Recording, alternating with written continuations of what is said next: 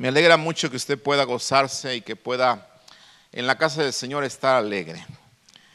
Porque el salmista decía: yo me alegré con los que me decían, a la casa de Jehová iremos. Y mire, en la religión de antes que seguíamos, ir a la casa de Jehová era poner cara así de serio, llegar y no hacer ruido, así como que todos somos blancas palomitas, nadie hizo nada. Y resulta de ser que todos éramos pecadores, ¿cierto? Y no hacíamos ruido, ni nos reíamos, ni nada, pero tampoco agradábamos al Padre. Entonces, en la casa del Señor hay plenitud de gozo. Así que qué bueno que podemos reír, que podemos alabar al Señor y que podemos mostrar el gozo y la alegría que Él ha puesto en nuestras vidas. Así que yo espero que esta tarde usted sea bendecido y sé que lo va a hacer porque el Señor nos ha dado una palabra muy buena que necesitamos nosotros aprender.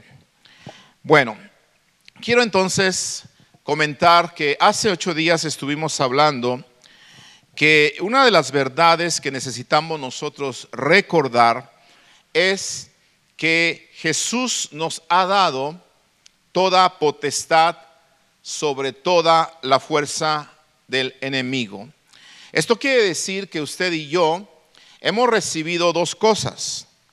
Hemos recibido poder y hemos recibido autoridad. Por lo tanto, debemos vivir en autoridad y debemos actuar con poder. Y no tenemos que permitirle al enemigo, escúcheme bien, que él nos haga dudar de la potestad que Dios ha puesto en nosotros. No le permitas al enemigo que él te haga dudar de tu autoridad, porque si él te hace dudar de la autoridad que Dios te ha dado, entonces él sabe que tú no vas a usar el poder que está en ti. Recuerda que el poder es la evidencia que tú y yo hemos recibido autoridad. Por eso el enemigo lo primero que buscará atacar en la vida de un creyente es su identidad. Porque cuando ataca tu identidad, está atacando tu autoridad. Cuando vino Satanás con Jesús, le atacó precisamente la identidad. Y en 2 ocasiones, en Mateo 4, vemos que le dijo: si eres hijo de Dios. Entonces, Satanás tratará de poner en duda una y otra vez la identidad tuya como hijo de Dios. Te va a hacer sentir que tú eres incapaz, te va a hacer sentir que tú eres una persona indigna, te va a hacer sentir que tú eres una persona que no puedes lograr lo que Dios dice que tú puedes lograr.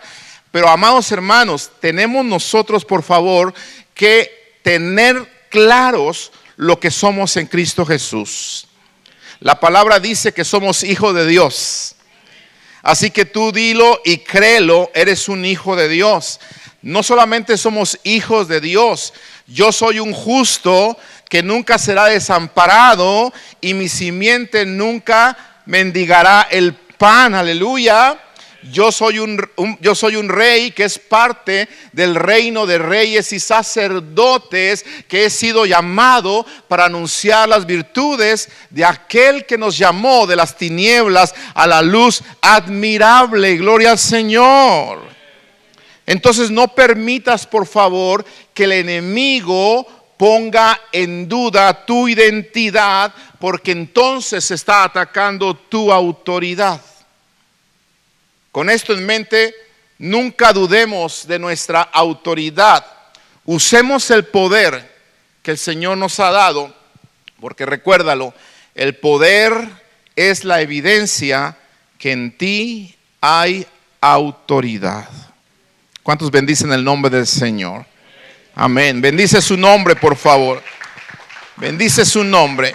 Entonces, cuando Jesús envió a sus discípulos, los envió con ese poder, con esa autoridad, para ejercer el dominio sobre el mundo espiritual y el mundo natural. Y les dijo, nada les va a hacer daño. Por lo tanto, tú y yo tenemos que aprender a caminar como hijos de Dios. Amén. Compórtese como un hijo de Dios. Amén. Actúe como un hijo de Dios. Piense como un embajador del reino de los cielos, porque eso es la identidad que Dios nos ha dado en su palabra. Amén. Hoy quiero hablarle sobre el tema un reino dividido. Y en la guerra espiritual, Jesús nos enseña otra verdad sobre la guerra espiritual.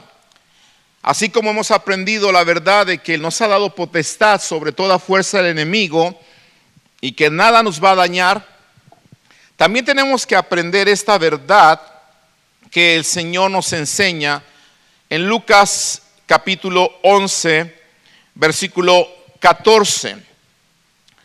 Dice, estaba Jesús echando fuera un demonio que era mudo, y aconteció que salido el demonio, el mudo habló y la gente se maravilló.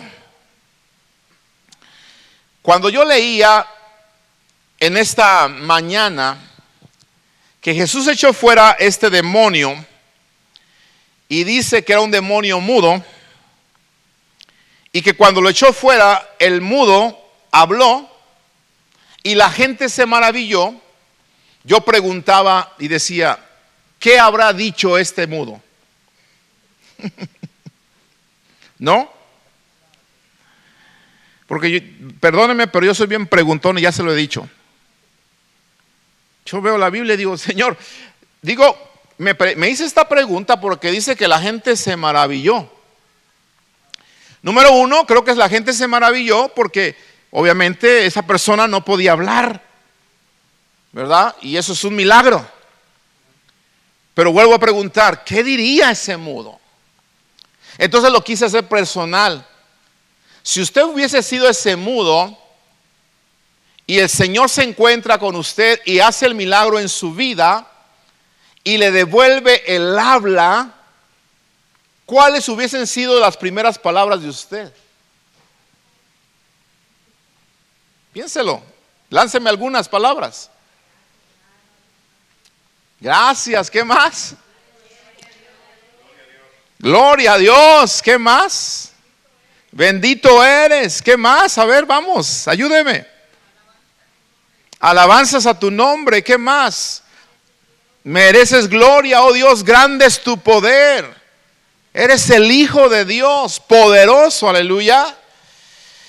¿Sabe por qué? Porque a mí me causa un poquito así de inquietud que en algunas ocasiones se nos dice lo que la gente hacía o que lo que la gente decía después de recibir un milagro, pero en algunas ocasiones no se nos dice, y es ahí donde digo, bueno, Señor, cuando el cojo fue sanado, dice que inmediatamente cuando Pedro y Juan lo sanaron, aquel saltó y empezó a glorificar el nombre del Señor y empezó a danzar, etcétera. Pero este hombre nada más habló y no se nos dice que habló, pero estoy seguro que lo que dijo maravilló a la gente. Porque cuando Dios hace grandes maravillas y grandes milagros, siempre tenemos que darle gloria a su nombre. Aleluya. Amén. Entonces sigamos adelante. Cuando hace este milagro, mira lo que sucede, verso 15. Pero algunos de ellos decían, por Belcebú, príncipe de los demonios, echa fuera los demonios. Aquí me surgió otra pregunta. Cuando dice la Biblia, algunos de ellos decían, porque lo que estaban diciendo era algo muy fuerte. Lo que estaban diciendo era algo muy pesado, que después vamos a hablar de eso, la blasfemia contra el Espíritu Santo, que es parte de la guerra espiritual, pero no es el tema de hoy, solamente le estoy preparando para que prepare su corazón. ¿Quiénes estaban diciendo esto? Lucas me responde, Lucas no me responde esto, pero sí me lo responde el Evangelio de Marcos. El Evangelio de Marcos me dice quiénes son los que estaban diciendo eso. Marcos en el capítulo 3, verso 22. Pero los escribas que habían venido de Jerusalén decían que tenía a Belcebú y que por el príncipe de los demonios echaba fuera los demonios. Entonces, ¿quiénes estaban diciendo estas cosas? Los escribas. O sea que no eran los discípulos de Jesús, ni tampoco eran cualquier clase de seguidor de Jesús, sino que eran personas que trabajaban escribiendo la ley, haciendo las copias de la ley, y ellos son los que le están atribuyendo a Jesús que lo que él está haciendo, hacer hablar a los mudos, es porque en él está el poder del demonio. ¿Sí me explico? Ahora, lo están diciendo conocedores, lo están diciendo los escribas. Y qué triste, amados hermanos, que a veces esto suceda, ¿verdad? Que gente conocedora de la palabra del Señor no pueda discernir el mover de Dios. ¿Alguien dijo amén a eso? Oremos. Qué triste es que personas que a veces conocen la palabra del Señor no puedan discernir el mover de Dios. Y esto es común hoy en día, Hay gente que tiene años en el cristianismo, conociendo la palabra, conociendo las escrituras. Hoy en día se podrían graduar como unos buenos escribanos, pero resulta ser que cuando Dios se mueve, ellos no pueden reconocer el mover del Espíritu Santo de Dios. Y para mí esto es preocupante. Porque los más sensibles al mover de Dios, al mover del Espíritu Santo, los más sensibles a lo que Dios está haciendo, debemos o deben de ser aquellos que conocemos más las Escrituras. Gracias por ese amén. Entonces, por favor, no dejemos que el conocer las Escrituras nos endurezca el corazón. Al contrario, nuestro corazón, entre más nosotros conozcamos las Escrituras, más sensibles al Espíritu de Dios tenemos que ser. Alaba al Señor, por favor, esta tarde, si tú crees esto. Más sensibilidad tiene que haber en tu vida al mover de Dios. Pero los escribas no tenían esa sensibilidad. Entonces, mire, por favor. Verso 23, Jesús los llama y dice, habiéndolos llamado, les decía en parábolas, ¿cómo puede Satanás echar fuera a Satanás? Porque ustedes me están diciendo que yo lo hago por Belcebú. Y aquí agrega Jesús, si un reino está dividido contra sí mismo, tal reino no puede permanecer. Por favor, atención, porque estamos en el contexto de la guerra espiritual y Jesús nos habla de una verdad bien importante. Y la verdad que Jesús nos está hablando aquí, después de haber sanado a un endemoniado que estaba mudo, como ya lo miramos, la verdad que Jesús nos enseña es que un reino dividido no puede permanecer. ¿Cierto? Otra vez, por favor, es el punto. Un reino dividido no puede permanecer. Es lo que está escrito ahí en la Escritura, lo que acabamos nosotros de leer. ¿Sí? Entonces, nosotros vemos, amados hermanos, que Jesús está diciendo que si un reino no solamente está dividido, sino que esa división es contra sí mismo, entonces tal reino no puede permanecer. Entonces escuche bien, por favor, porque se habla de una división interna en el reino. ¿Sí me estoy explicando? Una división interna, porque dice si un reino dividido contra sí mismo, ¿sí? División interna. ¿Sabe que esto me hizo pensar un momento en algo que últimamente se ha estado comentando mucho por algunos analistas políticos, por algunos analistas de la tecnología, por algunos analistas, por qué no decirlo, de la economía mundial y algunos analistas de la guerra mundial y de los problemas mundiales? Una de las preguntas que se hace hoy en día es: ¿cómo o de qué manera Estados Unidos podrá caer o puede ser vencido? Porque lo que ha hecho Estados Unidos recientemente con este ataque a Irán, que ya lo conocemos todos, es volver a poner sobre la mesa una carta fuerte a todas las naciones diciéndole: hey, en las cuestiones militares no se puede meter con nosotros fácilmente. Entonces, Estados Unidos volvió a retomar esa confianza de ser esa potencia mundial número uno que años atrás se había como esfumado o como puesto en duda. Pero es aquí donde algunas personas han dicho: ¿cómo se puede hacer que Estados Unidos caiga?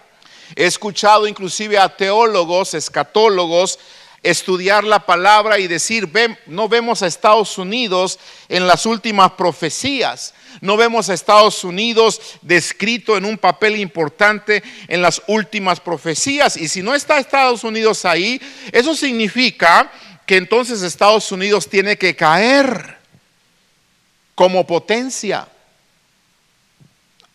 Obviamente no está muy claro el papel de Estados Unidos en la profecía. Lo único que se menciona, que algunos también relacionan a Estados Unidos con la profecía bíblica, es de aquella mujer que con las alas del águila se le ayuda a huir al desierto.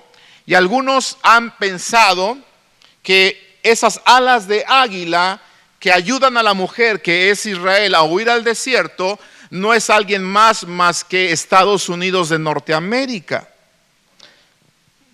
No se me hace tan mal la interpretación, porque el símbolo de esta nación es precisamente un águila. ¿Me estoy explicando? Ahora escuche bien, porque va a entender por qué le estoy diciendo esto, ¿sí? Porque lo estoy diciendo en el contexto de lo que está diciendo Jesús. Un reino dividido no puede permanecer. Entonces, ¿cómo algunas personas piensan que Estados Unidos va a poder ser vencido? No va a poder ser vencido por una invasión, porque inclusive se dice que su posición geográfica en esta tierra permite que la invasión de Estados Unidos sea muy difícil de lograrla, porque está rodeado por mar en dos grandes costas que él tiene. Y por el lado norte, obviamente, tiene la tundra y todo lo demás que nosotros conocemos. Entonces, prácticamente una invasión terrestre a Estados Unidos tendrían que hacerla de aquí de México o por Canadá, principalmente. ¿Me estoy explicando? Entonces ellos lo ven de una manera imposible, que Estados Unidos sea conquistado y que caiga. Pero ¿sabe? Una de las cosas que yo pienso y que he escuchado a otros también analistas decir, es que se cree que la única manera de que Estados Unidos pueda caer es que sea derrotado desde adentro. Y cuando nosotros conocemos la historia, nos damos cuenta, amados hermanos, precisamente que un conflicto interno, que un reino que se divide desde dentro contra sí mismo, tarde o temprano no puede permanecer. Y ¿sabe? Jesús lo advirtió. Entonces, ¿qué dicen los analistas? Bueno, parece ser que la única manera de derrotar a Estados Unidos es desde adentro. ¿Sí? Con personas que dentro de esta misma nación se levanten y empiecen a quitar todos los valores que tiene esta nación y que el día de mañana se puedan poner como presidente o como gobernador personas con otras convicciones, personas con otro Dios que no sea nuestro Dios y único Salvador Jesucristo, y personas que honren a otros dioses y que después quieran ellos que honremos a esos dioses. Y digo honremos porque estamos en Estados Unidos. ¿Sí me estoy explicando? ¿Sí? Ahora, amados hermanos, por favor, esto es preocupante, porque yo platicaba con alguien y le decía, mira, nosotros a veces vemos las leyes que hay aquí en Estados Unidos últimamente y las sentimos, ¿por qué no decirlas? Quizá hasta injustas, ¿verdad? El escuchar que el gobierno está diciendo, vamos a quitar la ciudadanía a todo aquel niño que nazca de padres inmigrantes en este país. ¡Wow! Todo el mundo echamos el grito en el cielo y decimos, no, ¿cómo puede ser posible? Esto es inhumano, esto es un ataque racista. Y empezamos a decir tantas cosas, amados hermanos, pero ¿sabe por qué? Porque pensamos las cosas con una mente hispana solamente. Por favor, le voy a ayudar con las palabras de Jesús a que entendamos lo importante que Él dijo en esto, en la guerra espiritual, porque la guerra espiritual, como en esta noche lo vamos a ver, no solamente tiene que ver en tu familia, no solamente tiene que ver en la iglesia, la guerra espiritual tiene que ver en las naciones. Amén.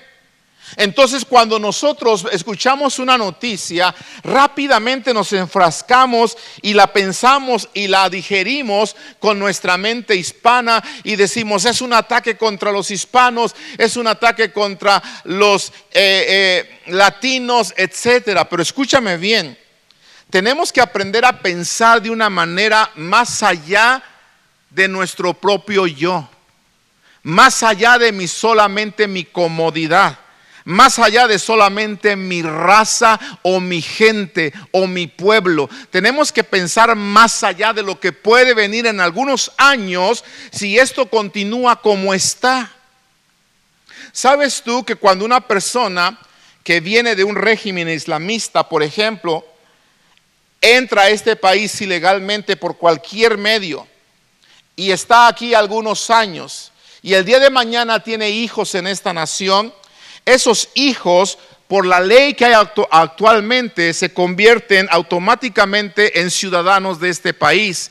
Pero escúchame bien, los padres de ese muchacho, si son padres que están acostumbrados a ser adoctrinados en doctrinas que les enseñan que Estados Unidos es el enemigo, ¿qué crees que van a hacer los padres con esos hijos? Los van a adoctrinar y les van a decir, Estados Unidos es el enemigo. ¿Me estoy explicando? ¿Sí? Entonces esos niños que no sirven a Dios, sino que sirven a otros dioses, que creen en Alá, que creen en Mahoma como su profeta, que no reconocen a Jesús como el Hijo de Dios, esos niños crecen con esa mentalidad y el día de mañana, por el simple hecho que nacieron en Estados Unidos, pueden correr para un cargo político en esta nación.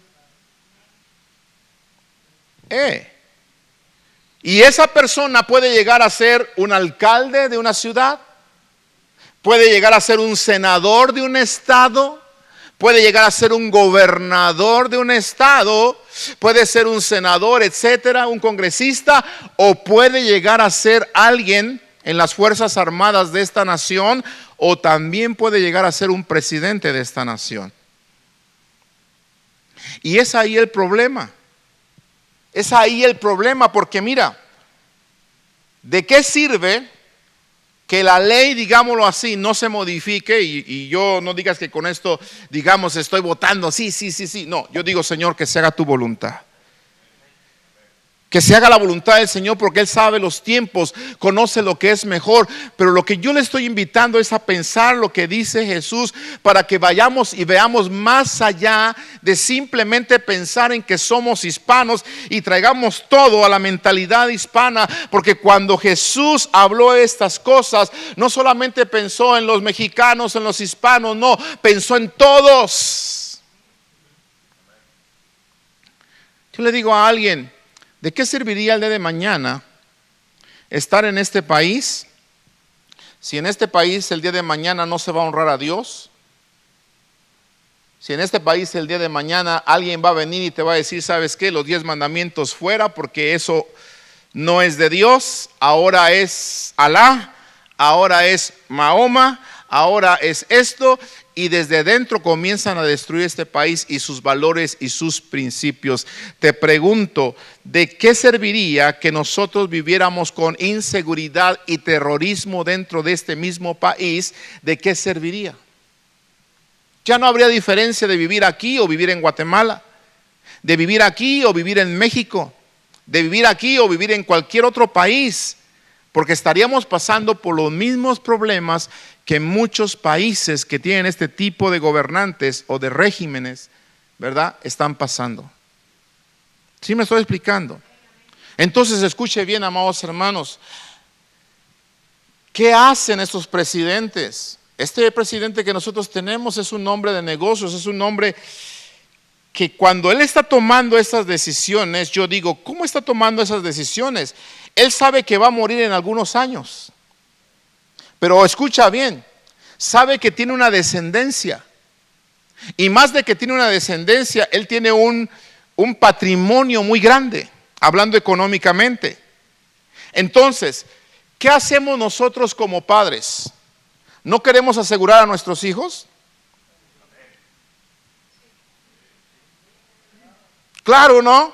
Entonces, ¿qué pasa? Ok, yo me muero, pero yo quiero de alguna manera que mis hijos estén seguros.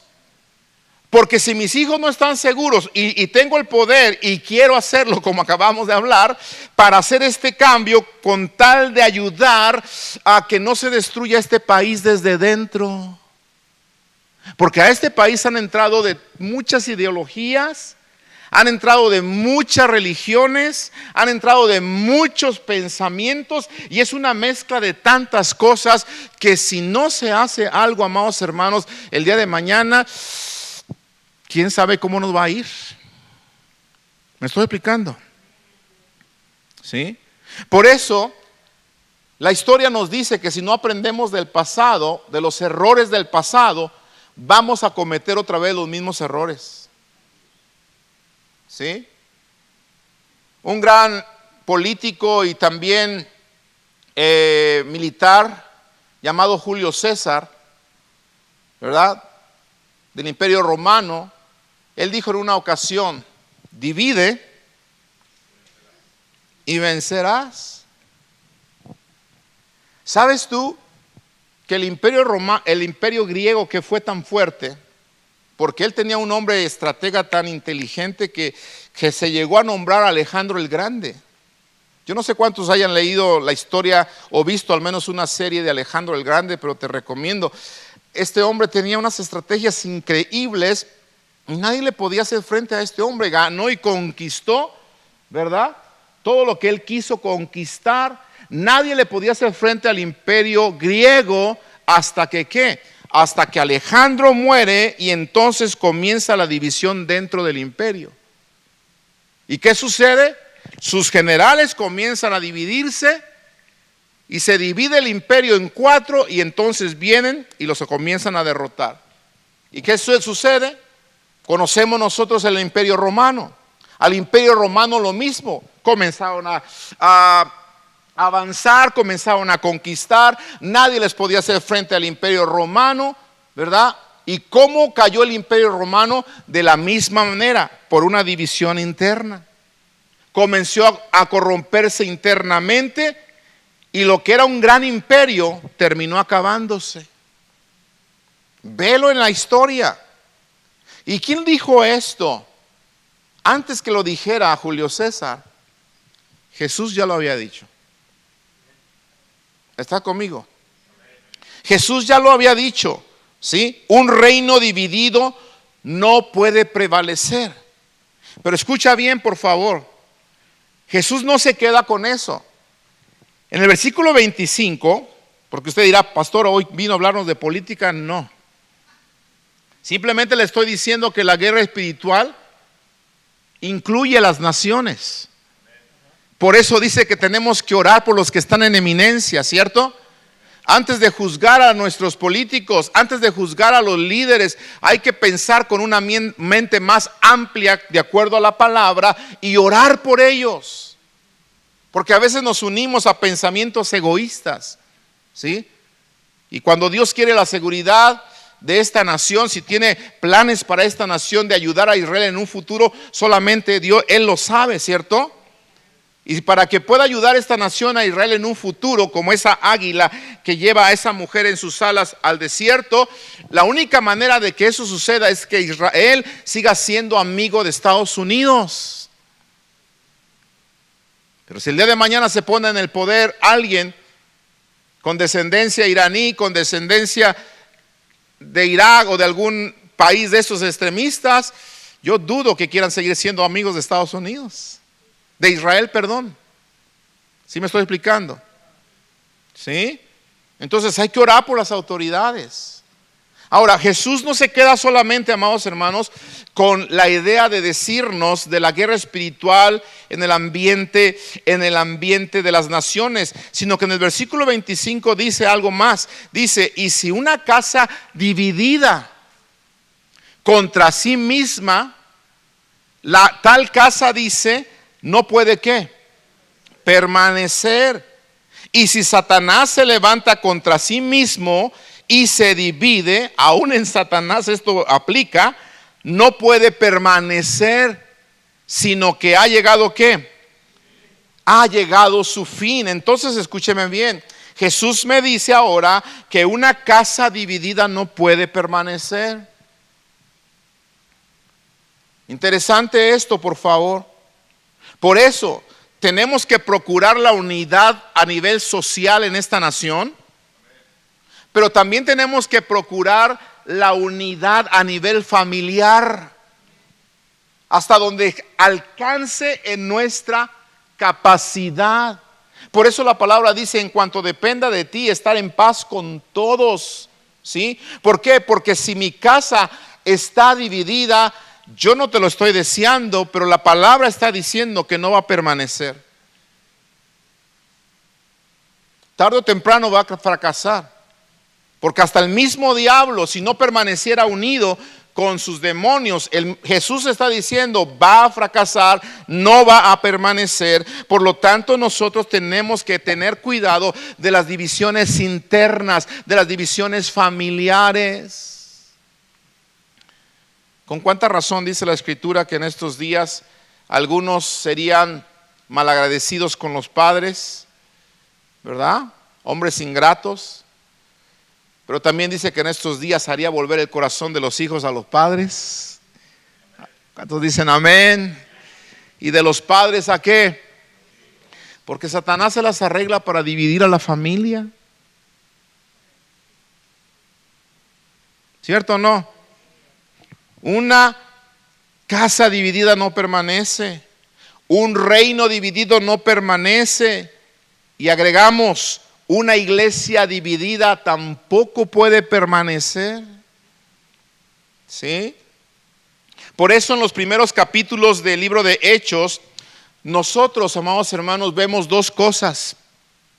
Yo encuentro dos cosas en los primeros capítulos del libro de Hechos que yo quiero traerlos a su memoria en esta hora, porque encontramos nosotros dos cosas importantes. La primera, la unidad hermosa de la iglesia. La iglesia comenzó con un mover de unidad precioso, de tal manera que en el primer capítulo de Hechos, lo que se narra, entre las cosas que se narran, es que los discípulos se ponen de acuerdo, escuche bien, para buscar el sucesor de Judas. ¿Se acuerdan de eso?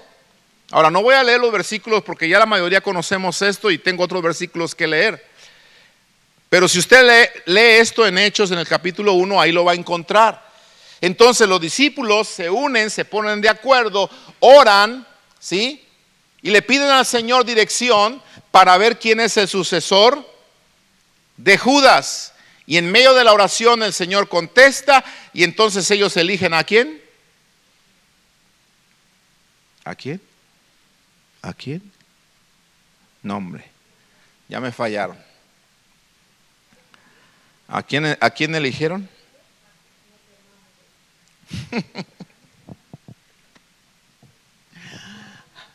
¿Cómo que al Chicharito? No. Ándenles, gracias a Dios. Eligieron a Matías, varón justo, y se pusieron de acuerdo. Ahí estaba la unidad. Después en el capítulo 2, ¿qué sucede? En el capítulo 12 vemos que viene la venida del Espíritu Santo y les dice Jesús: permanezcan en Jerusalén hasta que venga la promesa de mi Padre sobre ustedes y sean ustedes bautizados con el Espíritu Santo, porque Juan los bautizó en agua, pero Él los va a bautizar en Espíritu Santo y fuego. Entonces permanezcan ahí, permanezcan. Se quedaron juntos en Jerusalén y el versículo 1 del capítulo 2 dice que todos estaban unánimes juntos. Hechos 2:1, ¿cierto? Compruébelo por favor. Hechos 2:1 dice que estaban todos unánimes juntos. Y aquí le vuelvo a dar otra vez esa recomendación de las nuevas traducciones. En la nueva traducción del lenguaje actual y en la nueva traducción viviente, alguien que la tenga a la mano, dígame qué dice.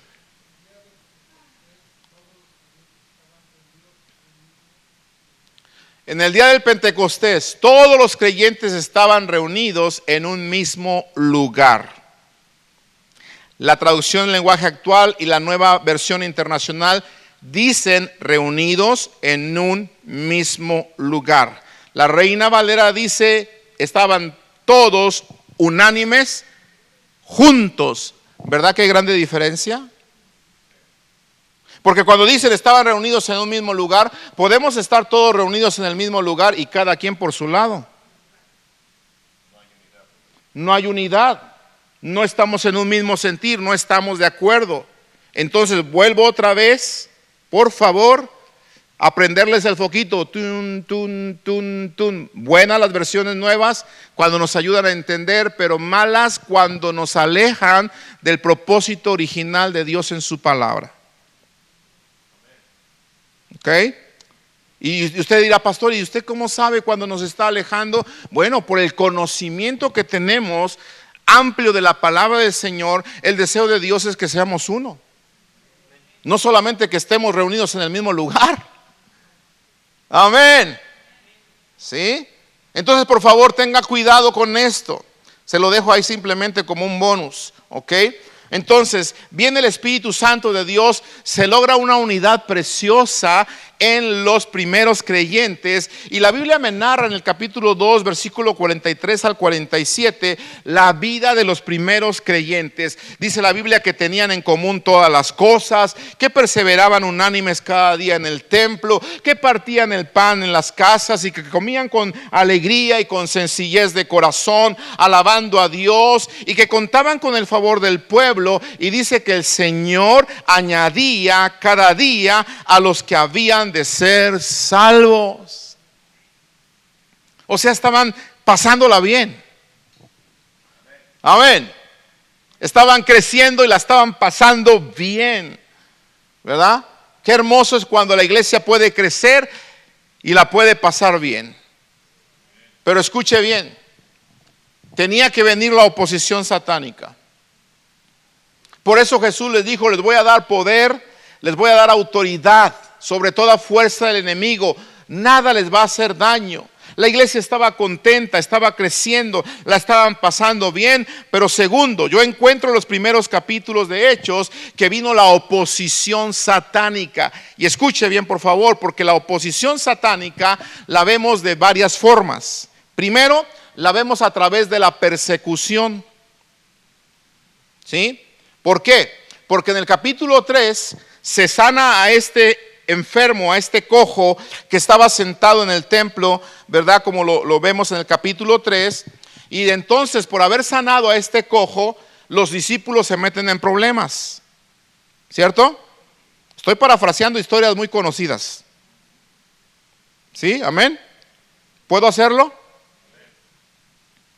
¿Sí? Para no tardarme 2 horas. ¿Estamos? Entonces sanan al enfermo, el cojo alaba al Señor, etcétera. Pero ¿qué sucede con los discípulos? Los amenazan, ¿no? ¿Sí o no? Y le dicen, ¿saben qué? Por favor, ya dejen de estar predicando en el nombre de Jesús. ¿Y qué le responde Pedro? Porque no podemos dejar de hablar lo que nosotros hemos visto y oído. Y es más, quiero decirles que es necesario obedecer a Dios antes que a los hombres. Como diciendo, vamos a obedecer a Dios antes que a ustedes. No vamos a dejar de predicar la palabra del Señor. Vino entonces la persecución como oposición satánica. Segundo, vino el escándalo en la iglesia.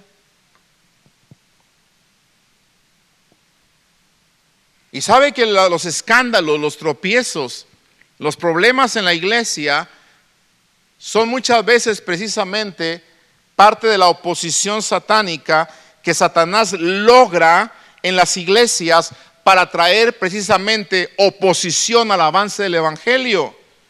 Por eso encontramos en Hechos capítulo 5 aquel escándalo de Ananías y Zafira.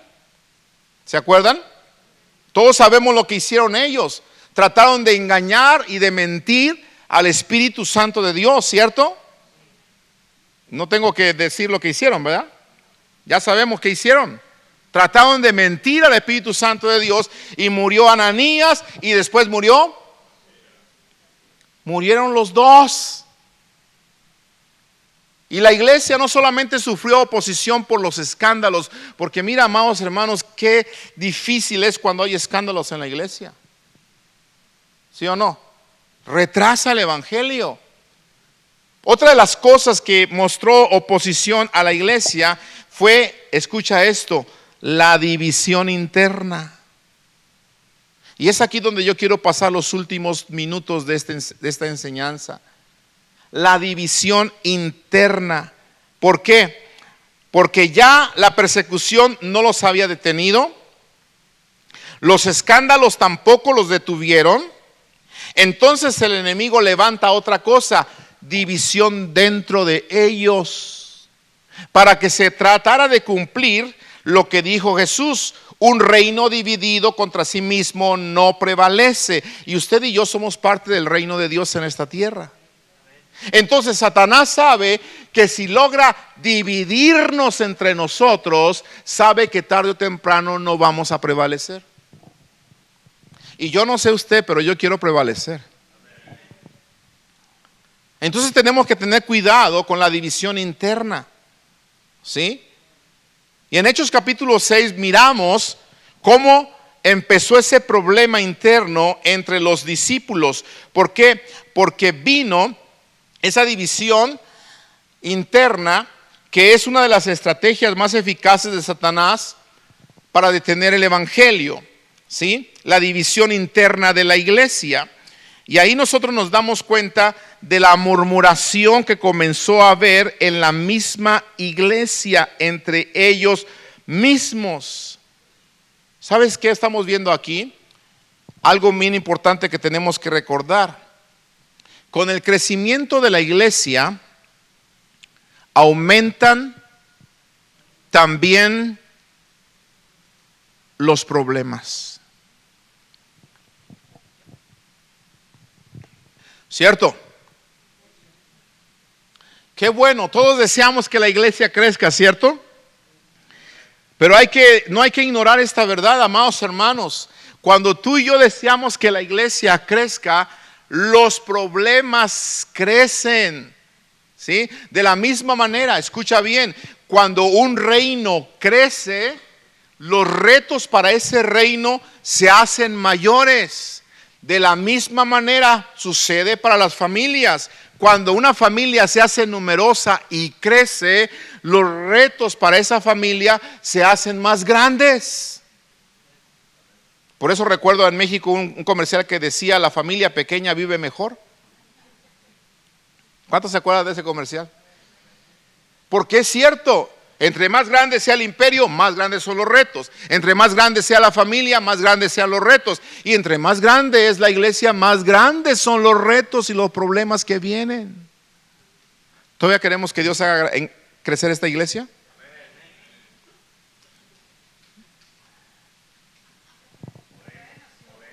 Oremos, podemos. Amén. Todas las iglesias tienen sus retos, amados hermanos, pero lo importante es cómo nosotros enfrentamos esos problemas. Eso es lo importante, ¿ok? Entonces vamos a mirar cómo la iglesia se opuso a la oposición satánica que les trajo el enemigo, haciendo alusión a las palabras de Jesús, que después repitió este hombre Julio César: divide, vencerás. Entonces vino la murmuración y dice Hechos 6, verso 1. Este sí lo vamos a leer, aunque yo sé que se lo saben. En aquellos días, como creciera el número de los discípulos, o sea, la iglesia estaba creciendo, hubo murmuración de los griegos contra los hebreos, de que las viudas de aquellos eran desatendidas en la distribución diaria. Escuche, por favor, porque cuando la iglesia creció, la iglesia se volvió multicultural. Se mencionan ahorita apenas dos grupos: los griegos y los hebreos, ¿sí? Entonces había un problema entre ellos, escúchame bien, aparente de discriminación. ¿Sí me estoy explicando? ¿Cuál era el problema? Parece ser que había discriminación, que a las viudas de los griegos como que las discriminaban, y a las viudas de los hebreos como que les daban ¿qué? Me suena algo, ¿no? ¿Le suena o no le suena? ¿Ah? Mire, esto sucede en los gobiernos, a veces sucede en las familias y a veces sucede en la iglesia, donde aparentemente el enemigo nos hace mirar que hay ciertos favoritismos, o a veces los hay. A ver si me estoy explicando. ¿Sí?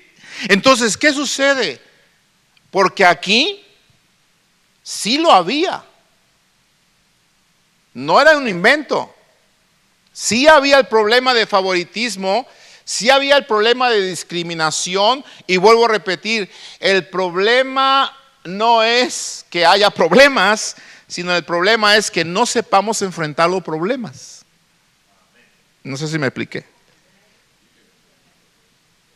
Sí. Ok. Bueno, entonces había ese problema de discriminación, y nosotros, amados hermanos, tenemos que ver cómo se resolucionó este problema, porque esto nos va a enseñar a nosotros cómo podemos permanecer unidos para no dividirnos como el enemigo quiere dividirnos. Capítulo 6, verso 2. Entonces dice: los 12 convocaron a la multitud de los discípulos y dijeron: no es justo que nosotros dejemos la palabra de Dios para servir a las mesas. Mire, por favor, ojo, porque hoy le va a sonar esos versículos quizá como nunca nos habían sonado, porque así me sonaron a mí. Y yo dije, Señor, creo que tú nos vas a hablar algo fresco, no tanto nuevo, porque ahí he estado, lo que pasa es que no lo habíamos visto, ¿sí? Pero es fresco, porque lo está sacando el Señor a nuestros ojos ahorita, ¿sí? Y por eso subrayé esas palabras, porque los que resolvieron este asunto fueron los 12, o sea, los discípulos principales que Jesús había elegido, los que Jesús había escogido. ¿Y ellos cómo lo resuelven? Diciendo, no es justo que nosotros dejemos la palabra de Dios para servir a las mesas. Entonces escuche este punto, por favor. No es justo que los problemas que otros ocasionan te desenfoquen de tu llamado.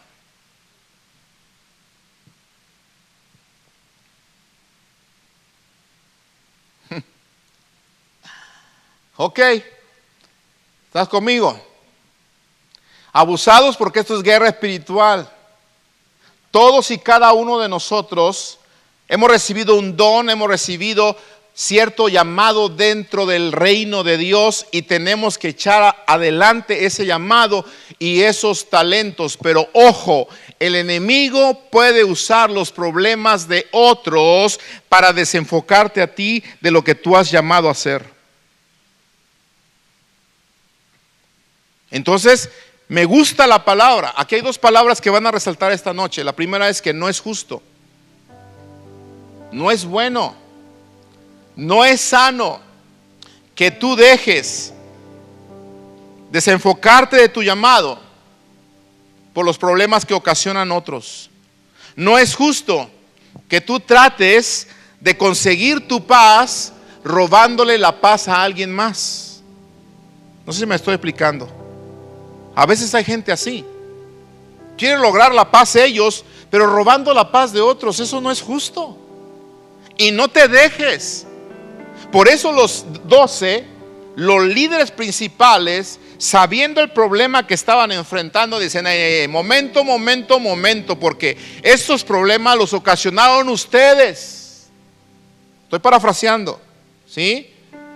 Porque si ellos están respondiendo, no es justo que nosotros dejemos la palabra para servir a las mesas, significa que están diciéndole, ¿sabes qué, Pedro? ¿Sabes qué, Juan?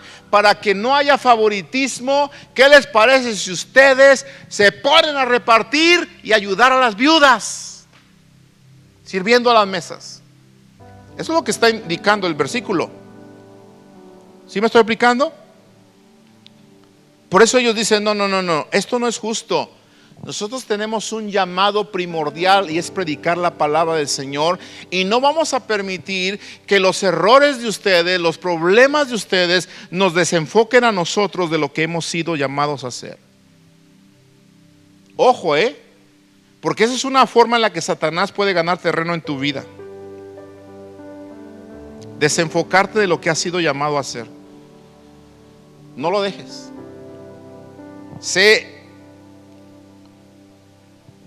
perseverante, sé sabio y escucha la voz de Dios, como la escucharon los apóstoles y resolvieron este problema. Y entonces usted sabe cómo resolvieron el problema. Llamaron a unos y los ungieron, ¿verdad? Y oraron por ellos, etcétera, y se resolvió el problema. Pero el versículo 5 del capítulo 6 me dice una palabra muy hermosa en la cual yo quiero que usted y yo pongamos atención. Lea el versículo 5, por favor. Aquí están las dos palabras que el Señor me trajo a la mente hoy. No es justo, y la segunda dice que agradó a todos. Agradó a la muchedumbre, a la multitud. Les agradó, ¿qué cosa? La propuesta. ¿La propuesta de quién? De los líderes principales. ¿Sí? Cuando la Biblia, y ahí están otra vez en las traducciones nuevas, no le dan tanta importancia como lo dice la Reina Valera, porque la Reina Valera usa precisamente esa palabra, agradó. En el original la palabra agradó significa una emoción excitante. O sea que no simplemente fue ok. Vinieron los apóstoles y dijeron, se va a hacer esto, se va a resolver, porque esto no es justo. Y entonces aquellos no solamente dijeron, sí, está bien, Pedro, está bien, Juan, sí, está bien. No. Con emoción, con alegría, dijeron, sí, me agrada que se haga así. ¿Sabe que esto me bendecía mucho? Yo decía, Señor, ¿cuántos de nosotros hoy en día podríamos decir, me agrada lo que el pastor está proponiéndome para resolver este conflicto que nosotros hicimos? Porque a veces Dios nos llama a intervenir en algunos asuntos de otros, como en los discípulos, para ayudarles a resolver los problemas en los que se metieron. Pero a veces lo que Dios nos dice que les digamos a ustedes, cuando lo escuchan de nuestra boca,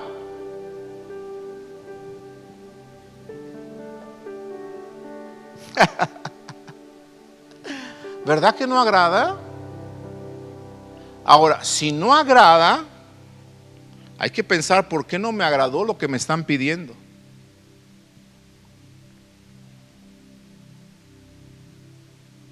Porque el ejemplo aquí es que para mantener la unidad, los que estaban siendo corregidos aceptaron la corrección con agrado. He dicho muchas veces y lo vuelvo a repetir, que la corrección no es un ataque a tu persona, es una muestra de amor hacia ti. Entonces, si alguien se está preocupando por ti, a pesar de los problemas que tú cometiste, recibe con agrado lo que se te está diciendo, porque aquella persona que te lo está diciendo, Dios lo guió a decirte lo que te está diciendo que tienes que hacer para que se resuelva el problema. ¿Cuál es la responsabilidad de nosotros los discípulos o los de los 12? Decirle al Señor, ¿qué es lo que se tiene que hacer aquí, Señor? ¿Cuál es la responsabilidad de usted como alguien que necesita resolver el problema? Aceptar la corrección con gozo, alegría, agradable. Porque si no lo aceptamos con agrado, el enemigo va a empezar a meter ahí división interna. ¿Me estás escuchando? Hello, ¿cuántos me están escuchando? ¿Cuántos están escuchando la palabra del Señor?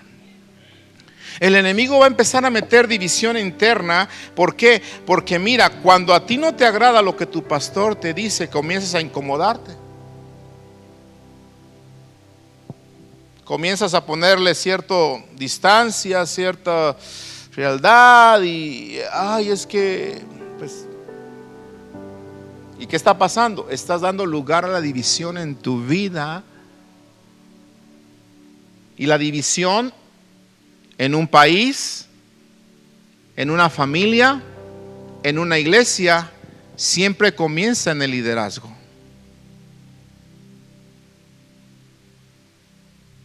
¿Me estoy explicando? Así que por favor, tengamos cuidado con esto. Porque uno de los mayores obstáculos al crecimiento de la iglesia son precisamente los conflictos entre los creyentes, en especial entre los líderes.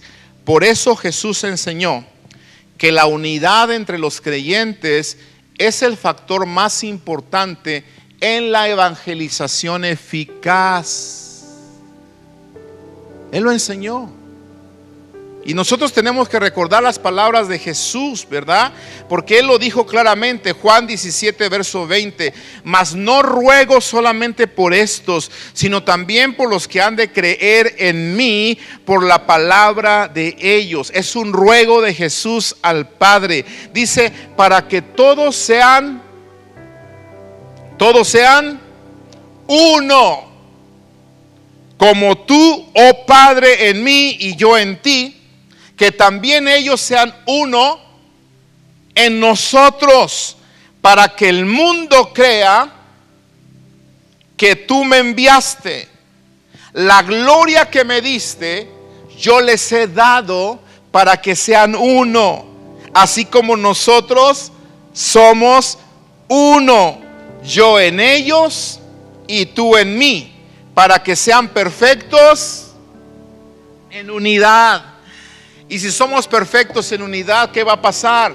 Para que el mundo conozca que tú me enviaste y que los has amado a ellos como también a mí me has amado. Amén. Si realmente nosotros queremos impactar esta ciudad y queremos que esta iglesia crezca, amados hermanos, tenemos que ser perfectos en unidad. Amén. Y que cuando este siervo le corrija,